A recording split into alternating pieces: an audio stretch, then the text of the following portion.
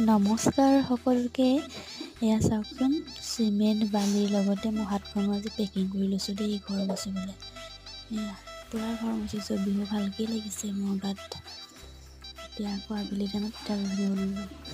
পিঠাগুড়ি কিন্তু মোৰ নিজৰ নহয়, বাৰ কাৰণে খুন্দিছোঁ। আমাৰ কাৰণে মা আৰু বৌয়ে খুন্দিছে। আৰু এতিয়া আকৌ নাৰিকল ভাজিব ল'লোঁ।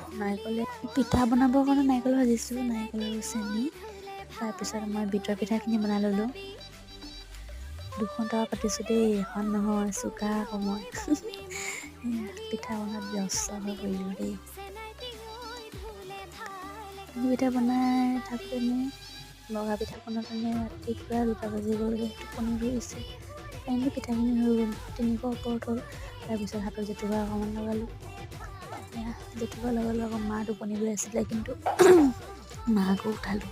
হাতখন জেতুকা এখন পানী দিবলৈ। তাৰপিছতে মানে